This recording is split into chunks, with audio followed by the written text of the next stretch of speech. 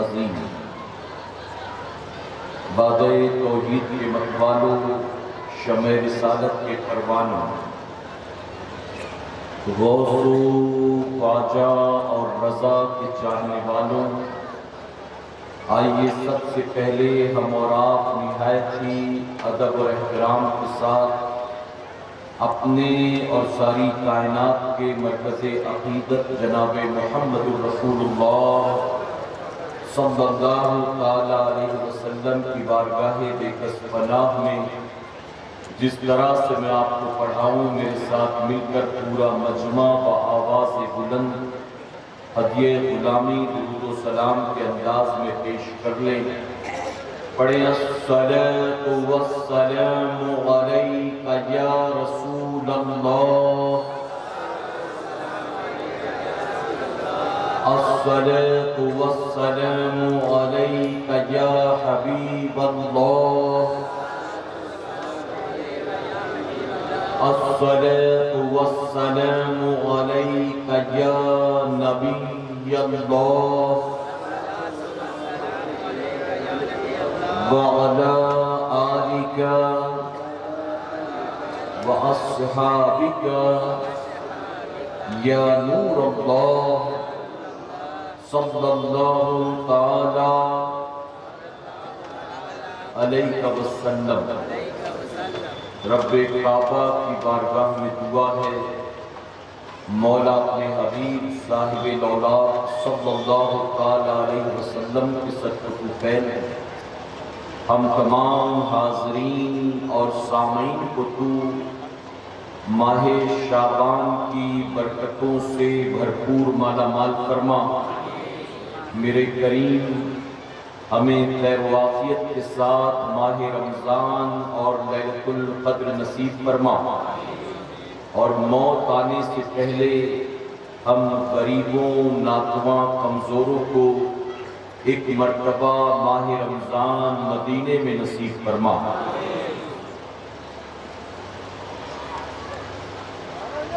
جا زندگی مدینے سے جھونکے ہوا کے لا، جا زندگی مدینے سے جھونکے ہوا کے لا، شاید حضور ہم سے خفا ہے منع کے لا۔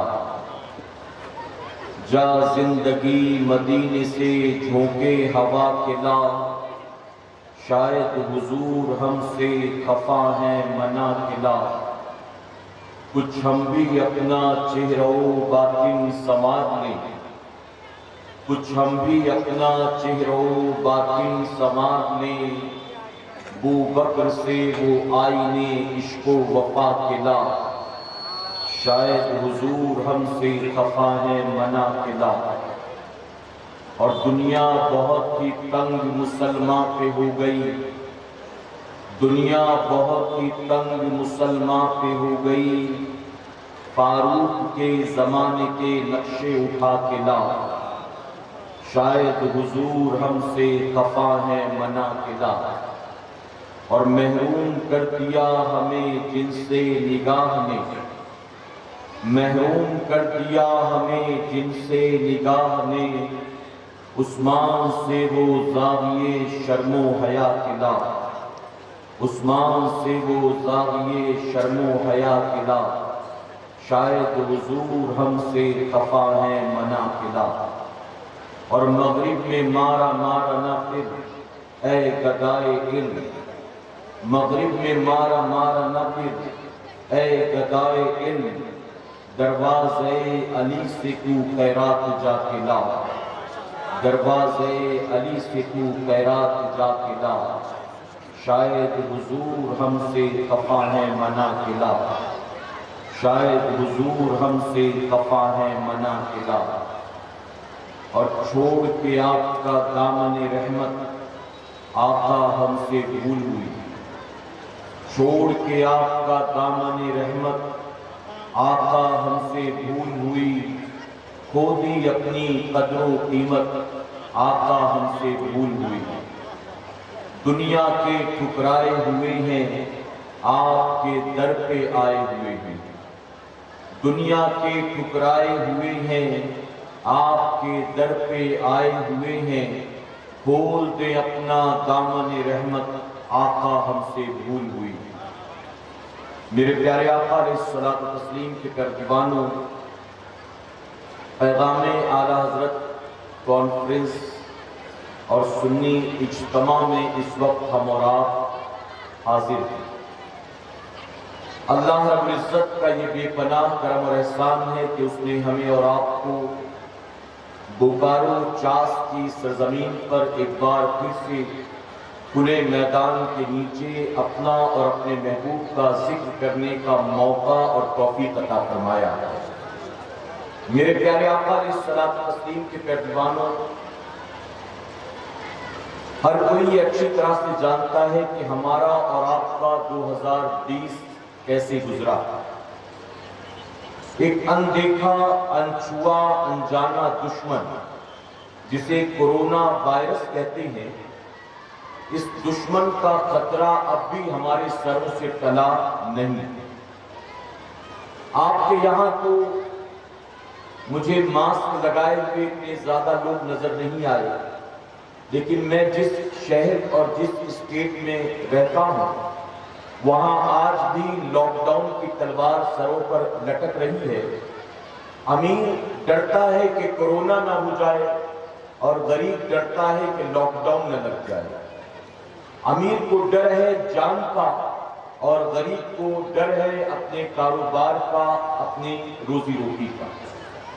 تو ایک خطرہ ایسا ہے جو 2020 سے مسلسل ہمارے اور آپ کے پیچھے لگا ہوا ہے، اور آپ جانتے ہیں کہ 2020 کووڈ-19 سے پہلے، لاک ڈاؤن سے پہلے، ہم نے اور آپ نے کبھی خواب و خیال میں بھی یہ تصور نہیں کیا تھا کہ ایک وقت ایسا بھی آئے گا کہ پوری دنیا کو تالا لگ جائے گا۔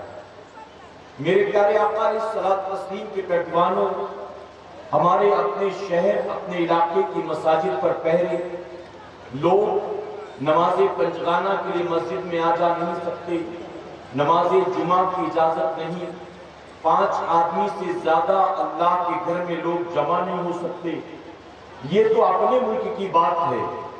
آپ اگر حرم شریف کا جائزہ لیں، آپ مکہ معظمہ کا جائزہ لیں، تو مکہ معظمہ کے تعلق سے پوری دنیا میں یہ مشہور ہے، The city never sleeps۔ یہ وہ شہر ہے جو کبھی سوتا نہیں ہے۔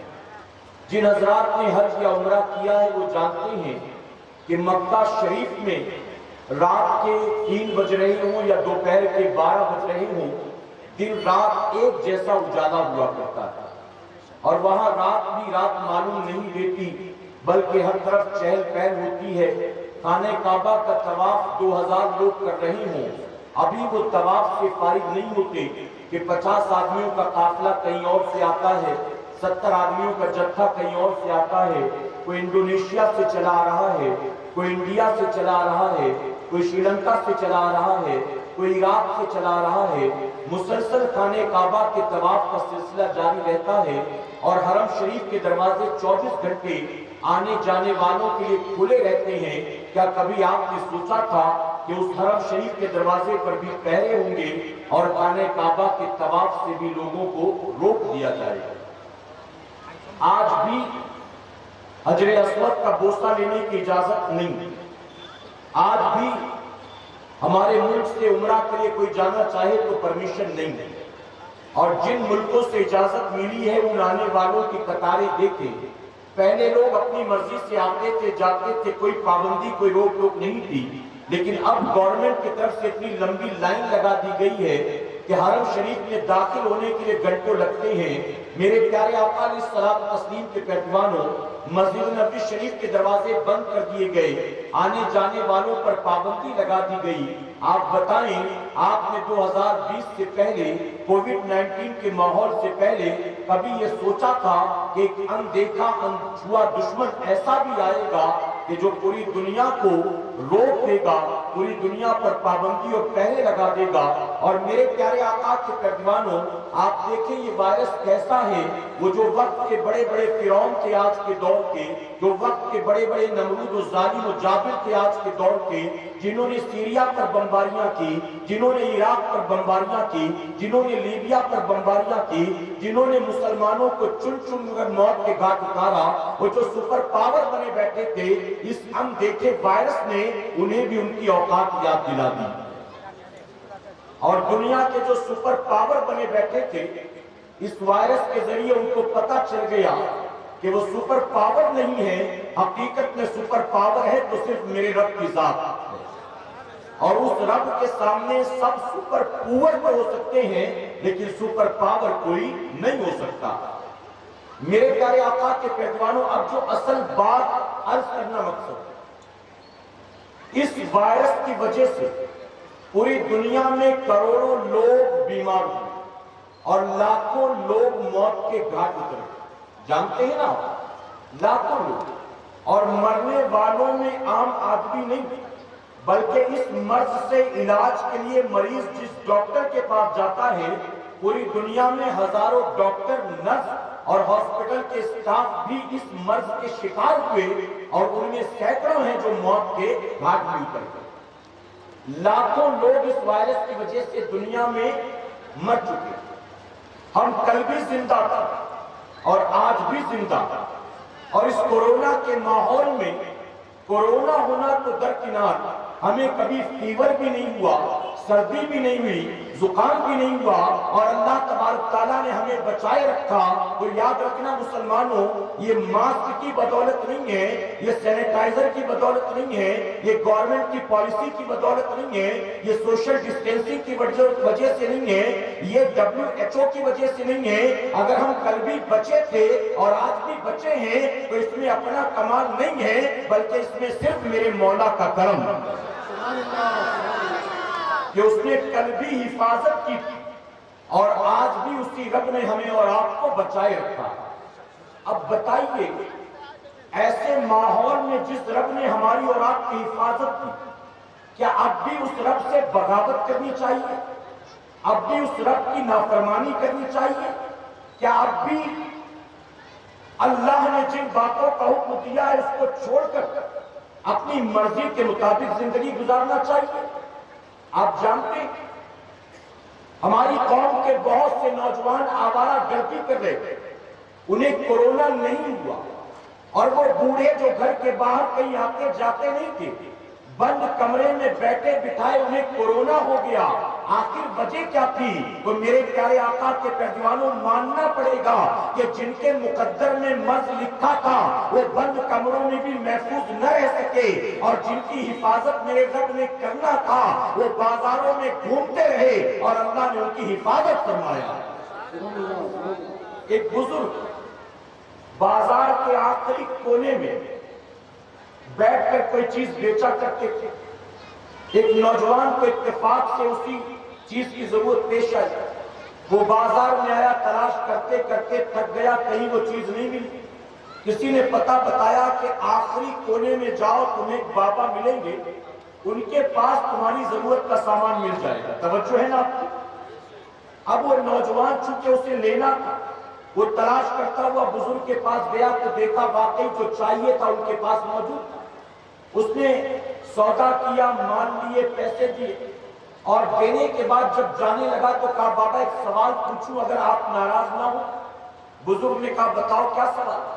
تو نوجوان کہتا بابا بازار وہاں، دکانیں وہاں ہیں، بھیڑ بھاڑ وہاں ہے، کسٹمر وہاں ہے، بازار کی ساری رونقیں وہاں ہیں، وہ سب چھوڑ چھاڑ کے یہاں آ کے بیٹھے ایک کونے میں۔ اگر مجھے ضرورت نہ ہوتی تو میں آپ کو تلاش کرتا یہاں نہ آتا، یہاں بیٹھ کر فائدہ کیا ہے؟ آپ بازار میں بیٹھو، گراہکی زیادہ ہوگی، آپ بازار میں بیٹھو، مال زیادہ بکے گا، آخر بازار چھوڑ کر یہاں آ کر بیٹھے وجہ کیا مجھے سمجھ میں نہیں آتا۔ تو جانتے بزرگ نے کیا کہا؟ بزرگ نے کہا بیٹا میں تیرے سوال کا جواب دوں گا، لیکن پہلے تو میرے ایک سوال کا جواب دے۔ نوجوان نے کہا بتائیے آپ کا کیا سوال؟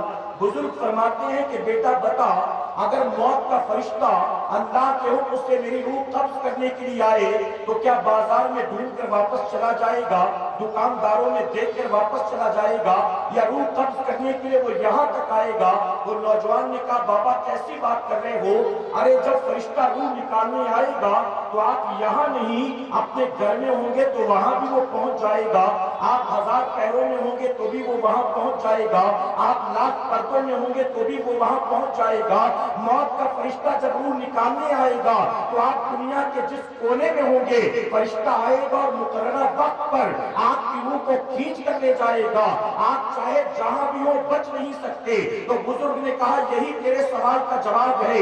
ऐ नौजवान सुन ले, जब मौत का फरिश्ता रूह निकालने के लिए मुझे जमीन पर तलाश कर सकता है तो अल्लाह का वो फरिश्ता जो मेरे हिस्से की रोजी लेकर रोजाना आता है, मैं दुनिया में कहीं भी रहूं, वो मेरा रिस्क देने के लिए मुझे तलाश कर सकता है। इसे कहते हैं तवक्कल, इसे कहते हैं अल्लाह की जात पर भरोसा। मेरे प्यारे आका के पैदवानों, क्या बताओ, इसका 1% भी हमारे और आपके हिस्से में आया? हम बच गए तो लगता है अपना कमाल, अपना कमाल। हम जवान है ना, इसलिए हमको कोरोना नहीं हुआ, हमारा स्टेमिना ज्यादा मजबूत है इसलिए हमको कोरोना नहीं हुआ, हम डॉक्टर के राबते में रहते हैं इसलिए हमको कोरोना नहीं हुआ, हमने पहले से प्रिकॉशन ले लिया था इसलिए हमको कोरोना नहीं हुआ, हम मास्क लगाते हैं, सैनिटाइजर इस्तेमाल करते हैं, हमको कोरोना नहीं हुआ। मेरे प्यारे आका के प्रतिवानों, क्या आप डॉक्टर से ज्यादा प्रिकॉशन लेते हैं, आप डॉक्टर से ज्यादा एहतियात करते हैं? वो तो आपको बताने वाले थे, फिर उनको कैसे हो गया?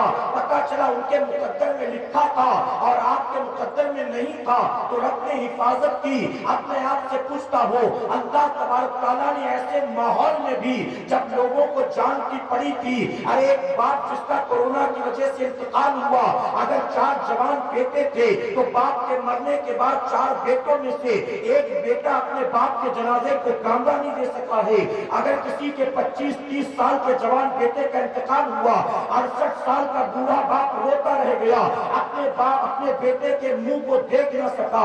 अस्पताल वालों ने पैकेट में पैक किया और कहा कब्रिस्तान में 4 बजे आ जाना, हम तुम्हारे बेटे की लाश को वहां लेकर आएंगे।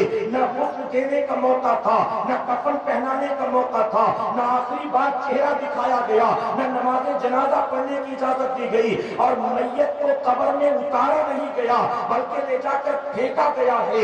आपने सोशल मीडिया पर वो मनाजिर देखे होंगे।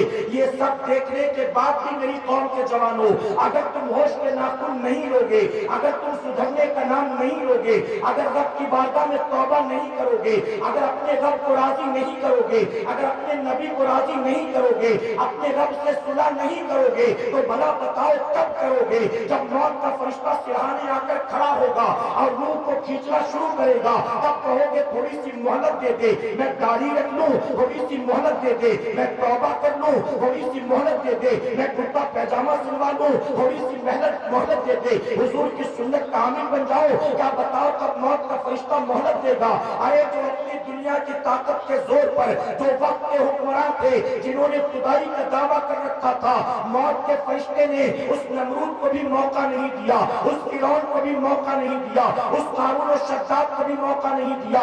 जब मौत के फरिश्ते ने वक्त के बड़े बड़े दज्जालों को मौका नहीं दिया, तो क्या बताओ तुम्हारी रूह कब्ज करने से पहले तुम्हें मोहलत दी जाएगी, तुम्हें वार्निंग दी जाएगी, तुम्हें तौबा का मौका दिया जाएगा। मेरे प्यारे आका अलैहिस्सलातु तस्लीम के पैगंबरों, अगर तुमने आज भी रब की बारगाह में रुजू नहीं किया, तुमने आज भी अपने रब की बारगाह में तौबा नहीं की, तो कल जिंदगी मौका देगी या नहीं देगी, इसकी कोई गारंटी नहीं है। इसलिए आज जरूरत इस बात की है, इस इज्तिमा में आने वालों, आए थे तो दामन गुनाहों से दागदार था, आए थे तो बेनमाजी थे, आए थे तो दाढ़ी मुंडाते थे, आए थे तो माँ बाप के बागी थे, आए थे तो सुन्नतों के तारीफ थे, आए थे तो नाच गाने के शौकीन थे, आए थे तो फिल्मों ड्रामों के शौकीन थे, आए थे तो मोबाइल में गंदे गंदे वीडियो भरे पड़े थे, आए थे तो रात भर पबजी खेला करते थे, टिकटॉक के वीडियो देखा करते थे, यूट्यूब पर गंदे ہندی فلمیں تلاش کیا کرتے تھے، آئے تھے تو اللہ رسول کے باغی تھے،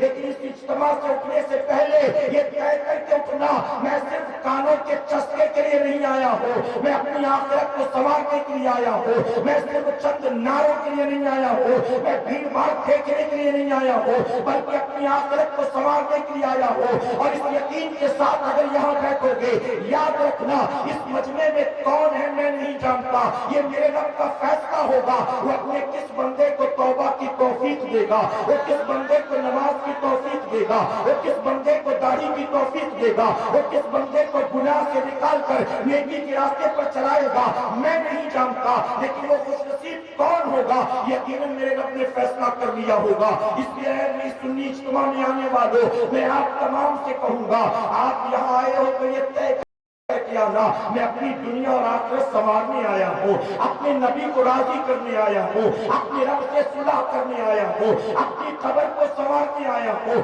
اپنی جنت کو بنانے آیا ہوں۔ میرے پیارے آقا علیہ الصلوۃ والتسلیم کے دیوانوں، میں علماء کی موجودگی میں بہت معذرت کے ساتھ ایک بات کہوں، صرف بوکارو چاس کا مسئلہ نہیں ہے، آج ہندوستان کے جس علاقے میں بھی ہمارا آنا جانا ہوتا، ہر علاقے میں ہم پوچھتے ہیں کہ عنوان کیا گفتگو کی عنوان پر کرنا، تو سب سے پہلی بات یہ ہوتی کہ ہمارے علاقے کے نوجوان آوارہ ہو چکے، ہمارے یہاں نشہ عام ہو چکا، ہمارے یہاں انٹرنیٹ کی برائی عام ہو چکی، ہمارے یہاں لڑکیوں کا بھاگنا عام ہو چکا، اور کون کون سی چیزیں میں آپ کو گناؤں۔ آج ہماری سوسائٹی کا حال یہ ہے میرے بھائی، آج ہماری پوزیشن یہ ہے، اگر آپ تاریخ اٹھا کر دیکھیں، قرآن اٹھا کر دیکھیں تو پتہ چلے گا جن گناہوں کی وجہ سے میرے رب نے پوری کی پوری قوم پر عذاب نازل کر دیا، آج مسلمان وہ گناہ بھی دھڑلے کے ساتھ کرتا ہوا نظر آ رہا۔ نشہ کیا بتائیے عام نہیں، بلکہ کبھی کبھی تو مجھے معذرت کے ساتھ کہنا پڑتا ہے، سنیوں اگر آج یزید زندہ ہوتا تو وہ بھی شرم سے ڈوب مرتا آج کے چرسیوں گجیریوں کو دیکھ کر۔ یزید کہتا میرے پاس نشہ کرنے کے لیے سوائے شراب کے دوسرا کوئی آپشن نہیں تھا، لیکن اے حسینیوں تم تو اتنا آگے نکل گئے مجھ سے کہ تمہارے پاس نشہ کرنے کے لیے صرف شراب نہیں، 20 چیزیں آ چکی ہیں تمہارے پاس، چرس بھی ہے، گانجا بھی ہے، افیم بھی ہے، براؤن شوگر بھی ہے، ہیروئن بھی ہے، وائٹنر بھی ہے، بٹن بھی ہے، ایم ڈی بھی ہے، فوریکس بھی ہے، پتہ نہیں کیا کیا چیزیں۔ جانتے ہو بامبے کے علاقے میں پولیس نے دن بھر ریڈ مارا الگ الگ جگہوں پر، اور ریڈ مارنے کے بعد تقریباً 100 لوگوں کو اریسٹ کیا، نشہ کرنے والے لوگوں 100 لوگوں کو گرفتار کر کے پولیس لے گئی اور لے جا کر جیل میں بند کیا۔ شام کے وقت کچھ سوشل ورکرز کو بلایا گیا، یہ ان کا پروسیس ہے، طریقہ، سوشل ورکرز جا کر قید خانے میں دیکھتے کوئی بے گناہ تو نہیں، کسی کو جبرن اٹھا کر لائے تو نہیں۔ جانتے ایک 70-75 سال کا سوشل ورکر جو عیسائی، اسی علاقے میں میرا پروگرام تھا، وہ پروگرام میں آیا اور آنے کے بعد کہتا ہے گرو جی ایک بات کہوں آپ ناراض تو نہیں ہو؟ میں نے کہا نہیں بتائیے کیا بات؟ اس نے کہا گرو جی مجھے آپ کو بتاتے ہوئے بڑی شرم آ رہی ہے، لیکن آپ چونکہ اس پر بولتے ہیں اس لیے مجبوراً بولتا ہوں۔ میں نے کہا بتائیے کیا بات؟ اس نے کہا وہ 100 لوگ جن کو پولیس نے دن بھر الگ الگ جگہوں سے دھرا پکڑا تھا، شام کو جب ہم کو لے جا کر دکھایا گیا تو گرو جی مجھے افسوس ہوا دیکھ کر کہ 100 میں 90 لوگ آپ کے دھرم کے ماننے والے، 90 لوگ مسلمان۔ آپ سوچیں جن برائیوں کے دروازے میرے نبی نے 1450 سال پہلے بند کر، آج ہر اس برائی کے دروازے پر بھکاری بنا ہوا آپ کو قوم مسلم کا نوجوان کھڑا نظر آ رہا ہے۔ میں پوچھتا ہوں آپ بتائیں کیا کسی مسلمان کو یہ پتہ نہیں ہے کہ شراب حرام ہے؟ کیا آپ کو پتہ نہیں شراب حرام؟ اگر کوئی کہے مجھے پتہ نہیں، میں کہوں گا تو کس دنیا میں رہتا ہے؟ شراب حرام ہے تجھے پتہ نہیں ہے؟ میرے آقا صلی اللہ علیہ وسلم نے فرمایا ہر نشہ پیدا کرنے والی چیز حرام، اور ایک مقام پر فرماتے جس کی کثرت میں نشہ ہو اس کی قلت بھی حرام، یعنی جس کو زیادہ پینے سے نشہ ہو اس کا تھوڑا سا پینا پلانا بھی حرام۔ یہاں تک فرمایا کہ اگر کوئی غیر مسلم کو شراب پلائے یا کسی بچے کو شراب پلائے تو غیر مسلم کو یا بچے کو بھی شراب پلانا حرام۔ یہاں تک فرمایا گیا کہ علاج کے طور پر بھی شراب کا استعمال کرنا حرام۔ عائشہ صدیقہ رضی اللہ عنہا فرماتی ہیں میں ہر رات حضور اکرم صلی اللہ علیہ وسلم کے لیے پانی میں چند کھجوریں بھگویا کرتی تھی، نماز فجر کے بعد حضور اکرم صلی اللہ علیہ وسلم ان کھجوروں کو کھاتے اور پانی پیتے تھے، لیکن آقا کی عادت کریمہ تھی کہ اسے کھانے پینے سے پہلے بہت غور سے دیکھتے تھے۔ ایک دن عائشہ صدیقہ رضی اللہ عنہا نے عرض کیا یا رسول اللہ صلی اللہ علیہ وسلم آپ روزانہ اتنا غور سے دیکھتے کیوں ہیں؟ تو آقا فرماتی عائشہ میں اس میں دیکھتا ہوں کہ اس میں جھاگ تو پیدا نہیں ہوگی، اگر رات بھر کھجوریں بھگانے کی وجہ سے اس پانی میں جھاگ پیدا ہو جائے تو پھر یہ شراب کے قریب ہے، پھر اس کا پینا جائز نہیں ہوگا۔ آپ سوچیں کہ وہ جو صرف معصوم نہیں بلکہ سید المعصومین ہے، وہ کھجور کا پانی بھی پینے میں اتنی احتیاط برتتے ہیں، اور آج انہی کا کلمہ پڑھنے والا، ان کے صدقے میں پلنے والا، ان کے نام پر نیازیں کھانے والا، ان کی محبت و غلامی کے دعوے کرنے والا آج جان بوجھ کر حرام چیزیں کھاتا پیتا ہے، اور اسے ذرا بھی شعور نہیں ہے، اسے ذرا بھی تمیز نہیں ہے کہ جو کھاتا پیتا ہو کل قیامت کے دن کہیں یہ میرے لیے عذاب کا سبب نہ بن جائے۔ ایک ماں آ کر مجھ سے کہتی ہے حضرت دعا کرنا، میرا بیٹا کچھ برے دوستوں کی صحبت میں پڑھنے کے بعد پتہ چلا کہ نشہ کرنے لگ گیا۔ میں نے اس ماں سے پوچھا تیرے بیٹے کی عمر کتنی؟ جواب دیتی ہے 25 سال۔ 25 سال کا جوان بیٹا۔ میں نے کہا نشہ کب سے کرنے لگا؟ 2-3 مہینے کچھ ہوئے، چند شرابیوں سے دوستی ہوئی، میرا بیٹا شرابی بن گیا۔ بہت سمجھاتی بجھاتی ہوں لیکن مانتا نہیں۔ حضرت آپ دعا کرتے۔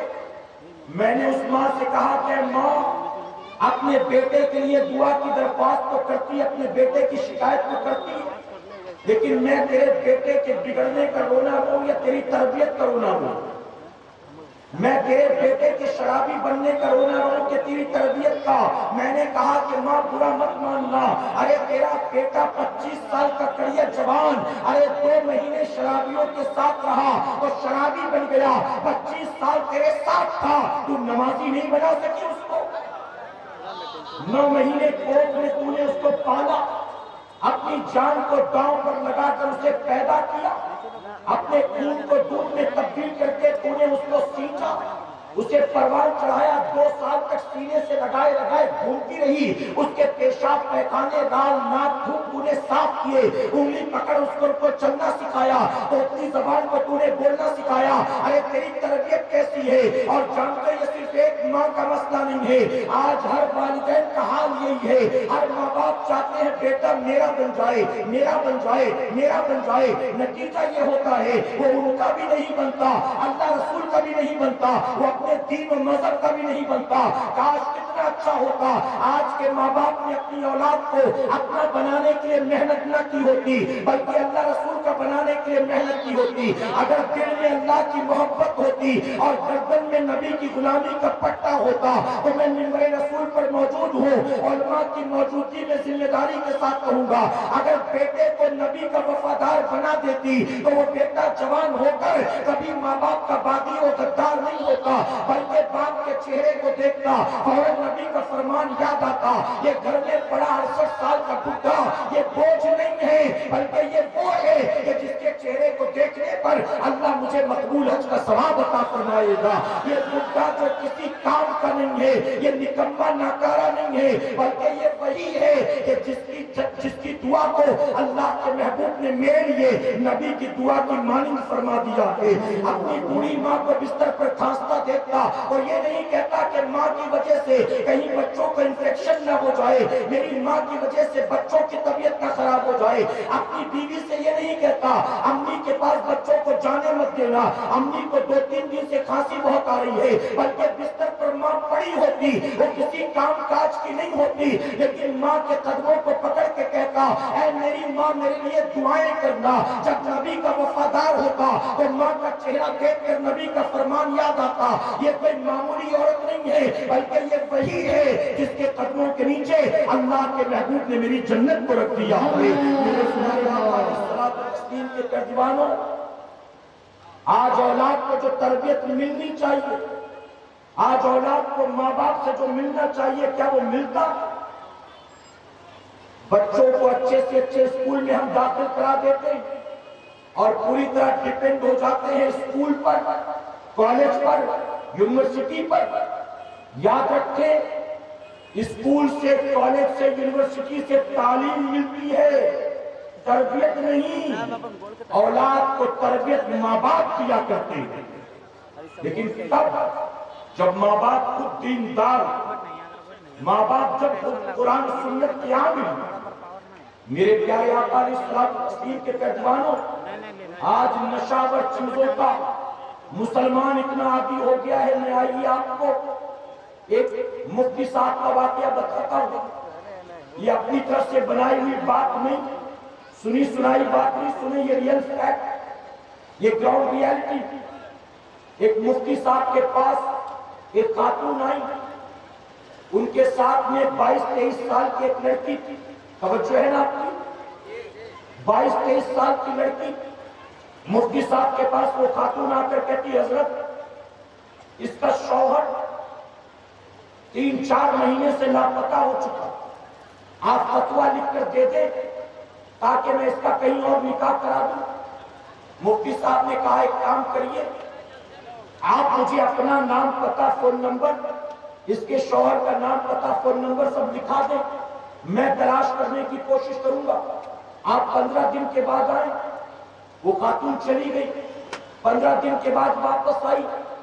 مفتی صاحب سے کہا حضرت آپ نے فتویٰ تیار کر لیا؟ مفتی صاحب نے کہا میں نے اپنے طور پر بہت تلاش کرنے کی کوشش کی, لیکن اس کے شوہر کا کہیں پتہ نہیں چلا.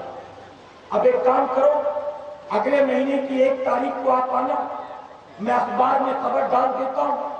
ممکن ہے کہ وہ شہر سے باہر نکل گیا ہو تو اس پر خبر پہنچے اور واپس آ جائے. مفتی صاحب نے پھر روانہ کر دیا. وہ خاتون چلی گئی مطمئن ہو کر. مفتی صاحب نے اخبار میں خبر شائع کر دی. اگلے مہینے کی 1 تاریخ کو واپس آئی. تقریباً 40 دن ہو چکے تھے آنے جانے میں. اگلے مہینے واپس آئی, کہا حضرت فتویٰ تیار ہے. مفتی صاحب نے کہا خبر دے کر بھی 10 دن ہو گئے, لیکن اس کے شوہر کا کوئی پتہ نہیں چلا. تمہیں تھوڑا اور انتظار کرنا پڑے گا, کچھ دن اور رک جاؤ. تو خاتون ناراض ہو گئی, کہنے لگی مفتی صاحب بار بار دھکے کیوں کھلا رہے ہیں؟ ایک فتویٰ ہی تو لکھ کر دینا ہے, کوئی بہت بڑا کام تو نہیں ہے. آپ لکھ کر دیتے تاکہ میں اس کا نکاح کہیں اور کرا دوں. تو مفتی صاحب نے کہا کہ آپ اتنا ناراض کیوں ہو رہے ہیں؟ اگر آپ کی بیٹی کی شادی نہیں ہوئی ہوتی تو اپنے گھر میں رکھتی کہ نہیں رکھتی؟ اب اگر شوہر لاپتہ ہو گیا ہے تو چند دن بیٹی کو سنبھال نہیں سکتی؟ ایسا نہیں کہ میں فتویٰ دے دوں اور آپ اس کا نکاح کرا دیں. اس کا ایک طریقہ ہے, شریعت کا ایک حکم ہے. آپ کو انتظار کرنا پڑے گا, ٹائم لگے گا. خاتون نے کہا دراصل حضرت بات یہ ہے آپ ناراض نہ ہو. توجہ ہے نا آپ کی. اب جو اصل بات بتانے چلا سنیں. خاتون کہتی حضرت آپ ناراض نہ ہو, دراصل بات یہ میری بیٹی نہیں ہے, یہ میری بہن کی بیٹی, اور میری بہن کا انتقال ہو چکا. میری بہن کی موجودگی میں اس کی شادی ہوئی. 2 سال کے بعد میری بہن کا انتقال ہو گیا اور اس کے بعد اس کا شوہر اب لاپتہ ہو گیا. جب شوہر لاپتہ ہوا تو سسرال والوں نے مائکے بھیج دیا. اب مائکے میں صرف یہ ہے اور اس کا باپ. اب معاملہ یہ ہے کہ اس کا باپ اول درجے کا شرابی, روزانہ رات کو گھر لوٹتا ہے, دن بھر کما کر تو شراب کے نشے میں دھت ہو کر آتا. اور جب شراب کے نشے میں دھت ہو کر آتا ہے تو میری اس بانجی کو اس بات کا ڈر رہتا ہے کہ شراب کے نشے میں کہیں میرا باپ کسی رات میری عزت پر ہاتھ نہ ڈال دے، اس لیے یہ رات بھر اپنے باپ کے ڈر سے سوتی نہیں ہے۔ اور جب اس نے مجھ کو یہ بتایا تو میں بھی ڈر گئی ہوں۔ میں چاہتی ہوں کہ میں اپنی موجودگی میں اس کا نکاح کہیں اور کرا کر بری ذمہ ہو جاؤں تاکہ اس کی عزت محفوظ رہے، ورنہ ہمیں اس بات کا اندیشہ ہے کہ اس کا باپ جو اچھا آدمی نہیں ہے، ہو سکتا ہے کہ کسی رات شراب کے نشے میں اپنی ہی بیٹی پر وہ ہاتھ ڈال دے گا۔ اے سرکار مدینہ کے پیدوانوں، آپ دیکھیں نشہ کرنے والا ایک آدمی اپنی بیوی اور بیٹی کے فرق کو بھول جاتا ہے، اپنی بیوی اور ماں کے فرق کو بھول جاتا ہے، اپنا گھر ہے یا کسی اور کا گھر ہے فرق بھول جاتا ہے۔ آپ دیکھیں کہ نشہ کرنے والا آدمی جب نشے کا عادی ہو جاتا ہے، دن بھر محنت کرنے کے بعد اگر 100 150 200 روپے کماتا ہے تو 200 روپے کمانے کے بعد اسے ماں کی دوائیں یاد نہیں آتی، اسے بچے کی فیس یاد نہیں آتی، اسے گھر کا راشن یاد نہیں آتا، اسے بجلی کا بل یاد نہیں آتا، اسے گھر میں بوڑھی ہوتی بیٹیاں بن پیاری یاد نہیں آتی، بلکہ نشہ کرنے کا عادی جب انسان ہو جاتا ہے اور 4 پیسے اس کے ہاتھ لگتے ہیں تو سب سے پہلے وہ اپنی ضرورت کو پورا کرتا ہے، اپنے نشے کو پورا کرنے کی کوشش کرتا ہے۔ اور آج یہ برائی ہماری سوسائٹی میں تیزی کے ساتھ پھیلتی چلی جا رہی ہے۔ اے سرکار مدینہ علیہ الصلوۃ والتسلیم کے پیغمبروں، حدیث مبارکہ میں آتا ہے ایک آدمی اگر شراب کا ایک قطرہ حلق سے نیچے اتارتا ہے، ایک بوتل کی بات نہیں کی میرے نبی نے، ایک پیک کی بات نہیں کی میرے نبی نے، بلکہ فرمایا ایک قطرہ بھی حلق کے نیچے اتارے گا اور بن توبہ کیے مرے گا تو جانتے سکرات میں اس کا حال کیا ہوگا۔ اللہ اکبر۔ حالت سکرات میں فرمایا گیا اس کا گلا سوکھ کر اس طرح سے کانٹا بن چکا ہوگا، ایسی پیاس کی شدت ہوگی اس نشہ کرنے والے کا وہ حال ہوگا کہ دنیا کے سارے سمندر بھی اٹھا کر اس کے منہ میں انڈیل دیے جائیں گے تو بھی وہ دنیا سے پیاسا ہی مرے گا۔ اور جانتے جب پیاس کی حالت میں مرنے کے بعد وہ جہنم میں جائے گا تو جہنم میں بھی پیاس کی شکایت کرے گا، العطش العطش العطش، ہائے پیاس ہائے پیاس ہائے پیاس۔ جب پانی کی پیاس کی شدت ہوگی وہ پانی مانگے گا، وہ فرمایا گیا فرشتے اس کو ایک جہنمی کی کھوپڑی میں جہنمیوں کے جسم سے بہنے والے خون اور پیپ کو جمع کر کے دیں گے۔ اور ایک روایت میں یہاں تک آتا ہے فاحشہ عورت کی شرمگاہ سے بہنے والے خون کو اس جہنمی کی کھوپڑی میں رکھا جائے گا اور اس شرابی کو دیا جائے گا، اس چرسی گجیری اور نشیڑی کو دیا جائے گا اور کہا جائے گا اس کو پی۔ وہ پیاسا ہوگا، فوراً ہاتھ میں لے گا، منہ کے قریب لائے گا، دیکھے گا تو اندر پانی نہیں ہوگا، اندر خون اور پیپ ہوگا جس سے بدبو آ رہی ہوگی۔ وہ تڑپ اٹھے گا، وہ کہے گا فرشتوں تم نے یہ کیا دے دیا؟ ارے مجھے پیاس لگی ہے، پانی پلا دو، مجھے پانی پلا دو۔ فرشتے کہیں گے تو نے زمین پر اللہ کی حرام کردہ چیزوں کا استعمال کیا تھا، اب تجھے پانی نہیں پلایا جائے گا، اب تجھے یہی پینے کو دیا جائے گا۔ حدیث مبارکہ میں آتا ہے پیاس کی ایسی شدت ہوگی کہ وہ روک نہ سکے گا، اس کھوپڑی کو جہنمی کے اپنے منہ کے قریب کرے گا اور وہ خون اور پیپ اتنا ابل رہا ہوگا، ایسا گرمی سے کھول رہا ہوگا، جب منہ کے قریب کرے گا تو اس کی پوری چمڑی ہے جو چہرے کی وہ بھی جھلس کر اس کے اندر گر جائے گی، وہ بھی اس کے اندر جا کر گر پڑے گی۔ آج جوانی کے نشے میں تمہیں سمجھ میں نہیں آتا، ہاتھ پیر میں طاقت ہے، ہڈیوں میں طاقت ہے، تم زمین پر پیر پٹک کر چلتے ہو، زمین اف تک نہیں کرتی، تم فاوڑے چلاتے ہو، زمین اف تک نہیں کرتی، تم یہی ڈھمکے لگاتے ہو، تم یہی ڈی جے بجاتے ہو، تم یہی پٹاخے پھوڑتے ہو، تم یہی دنگے فساد کرتے ہو، تم یہی پر تھرکتے ناچتے گاتے ہو، یہ زمین اف تک نہیں کرتی۔ لیکن بعد مرنے کے جب قبر میں جاؤ گے تو جانتے ہو تمہارا انجام کیا ہوگا، تمہارا حشر کیا ہوگا۔ اے سرکار مدینہ علیہ الصلوۃ والتسلیم کے پیغمبروں، چند سالوں پہلے کی ایک خبر میں نے اخبار میں پڑھی تھی، ایک 70 سال کی بوڑھی عورت کا مرڈر ہو گیا، اس کا قتل ہوا۔ پولیس کو جب انفارم کیا گیا، پولیس والے آئے تو پڑوسیوں نے بتایا کہ اس کا قتل کسی اور نے نہیں بلکہ اس کے اپنے جوان بیٹے نے کیا۔ پولیس والوں نے پوچھا وہ کہاں؟ تو کہا وہ شرابی کہیں بیٹھا شراب پی رہا ہوگا۔ پولیس تلاش کرتے کرتے پہنچی، دیکھا تو واقعی شراب کے اڈے میں بیٹھا ہوا شراب کی بوتل لیے پی رہا. پولیس نے گرفتار کیا, لے کر آئے. جب صبح اس کا نشہ اترا, اس سے پوچھا گیا, ظالم 70 سال کی بوڑھی ماں کو قتل کرنے کی وجہ کیا تھی, کیا ہو گیا تجھے؟ تو جانتے ہو کیا جواب دیتا؟ جواب دیتا, میں ماں کا اکلوتا بیٹا تھا, میرا باپ بچپن میں مر گیا, میری ماں نے مجھے بڑے ناز و نعم سے پالا, یہاں تک کہ ماں کی محبتوں نے مجھے برائی کے راستے پر ڈال دیا. میں کوئی برائی بھی کرتا تو ماں اگنور کرتی, میں کوئی غلطی بھی کرتا تو ماں محبت سے اس کو ٹال دیتی. جیسے جیسے بڑا ہوتا رہا برائی کی طرف اور بڑھتا رہا, یہاں تک کہ میں برے دوستوں کی صحبت میں نشہ کرنے لگا, نشے کا عادی بن گیا. روزانہ نشہ کرنے کے لیے شام ماں سے پیسے مانگتا, ماں دے دیتی, لیکن کل رات ماں بضد تھی, آج میں تجھے پیسے نہیں دوں گی. کبھی ڈرا کر لیتا, کبھی منت کر کے مانگتا, ماں دے دیتی, کبھی چرا کر لیتا ماں سے, لیکن آج ماں پتہ نہیں کیا ہوا تھا مانتی نہیں. میں نے بڑا سمجھایا بجھایا, ماں بڑی طلب لگی, کچھ پیسہ دے دے تھوڑا پی لوں, نہیں پیوں گا تو نیند نہیں آئے گی, نہیں پیوں گا تو کسی کام میں دل نہیں لگے گا. میں ماں سے ریکویسٹ کرتا رہا, ماں نہیں مانی, یہاں تک کہ میری ماں نے غصے میں یہ کہہ دیا, اگر تو آج مجھے قتل بھی کر دے, اگر آج تجھے مار بھی ڈالے گا تو بھی میں تجھے شراب کے لیے پیسہ نہیں دوں گی. کہتے جب میری ماں نے یہ کہا تو میرے سر پر شیطان سوار ہو گیا.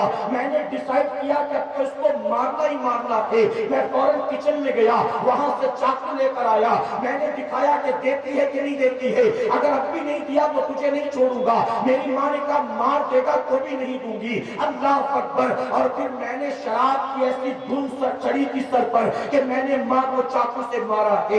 اللہ اکبر. آپ سوچیں جب آدمی نشہ کرنے کا عادی ہو جاتا ہے, ماں کی محبت دھری کی دھری رہ جاتی ہے, اولاد و بیوی بچوں کے حقوق دھرے کے دھرے رہ جاتے ہیں, پھر اسے کچھ بھی سمجھ میں نہیں آتا ہے میری آخرت کا کیا ہوگا, میری قبر کا کیا ہوگا, میری جنت و جہنم کا کیا ہوگا. میرے پیارے آقا علیہ الصلوۃ والتسلیم کے پیروانوں, جانتے ہو مولا کائنات مولا علی کرم اللہ وجہ کریم کیا فرماتے ہیں؟ مولا کائنات فرماتے ہیں, آپ یہاں توجہ دے میرے بھائی, وہ جو مہمان آئے ہیں وہ آپ ہی کے لیے آئے ہیں.